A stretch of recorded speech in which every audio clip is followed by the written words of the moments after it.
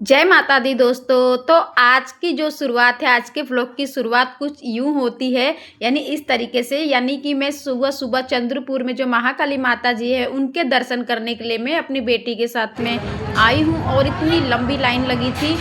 लेकिन जल्दी नंबर आ गया था फ्रेंड्स, और वहाँ से हमने समोसे लिए, समोसे अब खा रहे हैं हम। और समोसे खाने के बाद काम तो करना है, बैठने से तो काम हमारा चलेगा नहीं फ्रेंड्स।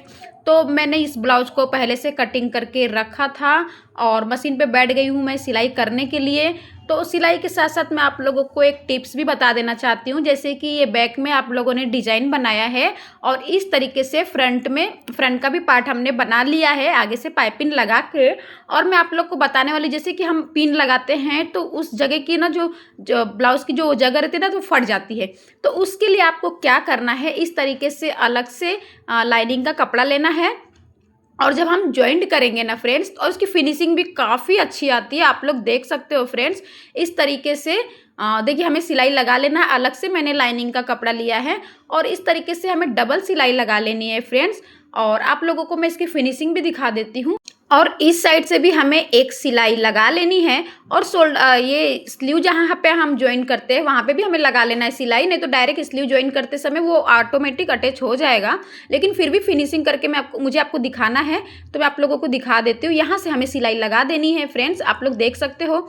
और एक सिलाई ना हम गले के तरफ से भी लगा देंगे, तो जो कि है ना, ये कपड़ा यहाँ से मोटा भी हो जाएगा और जो शोल्डर हम ज्वाइन करते हैं अलग अलग दिखता है, तो उसमें भी काफ़ी फिनिशिंग अच्छी दिखेगी। आप लोग देख सकते हो कितनी अच्छी फिनिशिंग आ गई है। और इस तरीके से एक्स्ट्रा जो भी फैब्रिक होते हैं ना, बाहर की तरफ निकले रहते हैं, उसे हमें कट कर लेना है। तो आप लोग यहाँ से भी फिनिशिंग देख लो और अंदर के साइड से भी फिनिशिंग देख लो फ्रेंड्स। और इधर नीचे चाहे तो आप तुरपाई कर सकते हो, नहीं तो स्लीव ज्वाइन करेंगे तो भी कोई दिक्कत नहीं होगा। अगर ये ट्रिक आप लोग को पसंद आई तो वीडियो को लाइक जरूर करिएगा। और फाइनली इस ब्लाउज को मंदिर से आने के बाद आप लोग देख सकते हो, मैंने इस ब्लाउज को सिल लिया है। इसका बैक नेक आप लोगों को कैसा लगा कमेंट करके ज़रूर बताइएगा।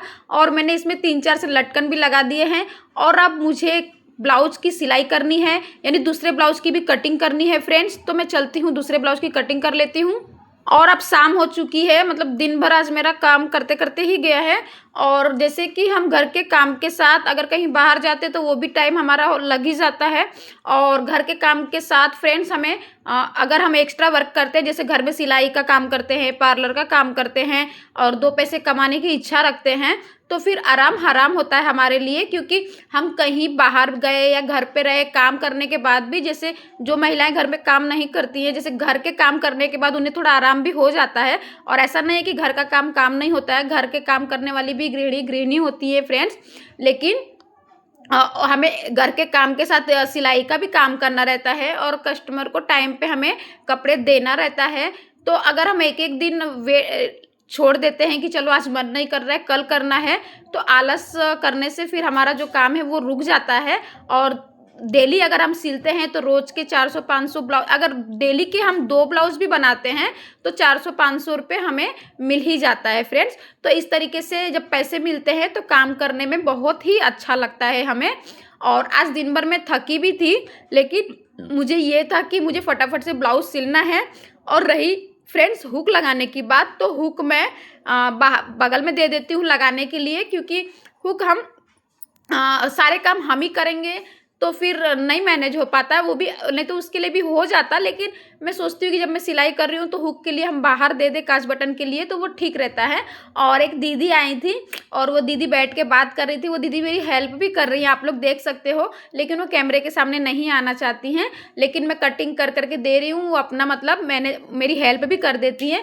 और इनको मैं कोई भी अगर जैसे कुछ भी ब्लाउज में अगर गड़बड़ हुआ या कुछ हुआ, कभी कभी हो जाता है, सबसे गलती होती है, तो ये दीदी से मैं सॉल्यूशन लेती हूँ ना, तो तुरंत मुझे सॉल्यूशन दे देती हैं। मतलब कुछ भी मैं पूछती हूँ ना तो फटाक से उसका सॉल्यूशन मिल जाता है। तो कैसा है कि कभी कभी जैसे कुछ कपड़े अगर कुछ ख़राब होते हैं, वैसे होता नहीं है लेकिन कभी हो गया, तो एक दूसरे से सलाह लेने से अपने काम बिगड़ते काम भी बन जाते हैं। तो ये मेरी हेल्प भी कर देती हैं और हमेशा मतलब हम लोग एक दूसरे के घर आना जाना भी करते हैं, इस तरीके से हमारा काम भी हो जाता है। और ये दीदी भी सिलाई करना जानती है, लेकिन ये बाहरी कपड़े नहीं सिलती है, सिर्फ अपना ही सिलती है फ्रेंड्स। तो इस तरीके से आज मेरा दिन भर का रूटीन रहा। और आप लोग भी अगर घर बैठे सिलाई करना चाहते हैं तो ज़रूर करिए, और नहीं तो आप पार्लर का काम करते तो पार्लर का भी काम करिए। अगर आपका कोई शॉप ब्यूटी, जैसे आप पार्लर का काम सीखी हो, अगर बाहर पार्लर नहीं है तो घर में भी आप 2 पैसे कमा सकती हो। और सिलाई करती हो, देखिए मेरा बुटीक तो नहीं है घर में, मैं घर में ही सिलाई करती हूँ, लेकिन बुटीक भी फेल हो जाता है कभी कभी। इतने मतलब सीजन के टाइम पे इतने कपड़े आ जाते हैं हमें सिलने के लिए फ्रेंड्स। तो इस तरीके से घर के भी काम हो जाते हैं, बच्चों का भी देखना हो जाता है, बाहर हमें जाना भी नहीं पड़ता है, और घर में 2 पैसे हमें मिल भी जाते हैं।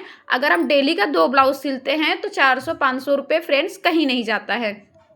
तो आज का दिन भर का मेरा रूटीन कुछ ऐसा रहा। अब हो गई है रात फ्रेंड्स, और मैं अभी ब्लाउज स्टिचिंग नहीं करूँगी, सिर्फ और सिर्फ मुझे कटिंग करके ही रखना है।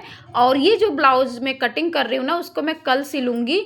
और दोनों सिंपल ही ब्लाउज था, बस इसमें डोरी पाइपिंग वगैरह ही लगाना है। और मैं दीदी से बात करते करते देख रहे हो, मैं अपने सारे ब्लाउज की कटिंग कर ली हूँ फ्रेंड्स। तो आज का ये वीडियो अगर पसंद आया है तो वीडियो को लाइक, शेयर, और मेरे चैनल पर नए हैं तो चैनल को सब्सक्राइब कर लीजिए। फेसबुक पर देख रहे हैं तो फॉलो कर लीजिए फ्रेंड्स।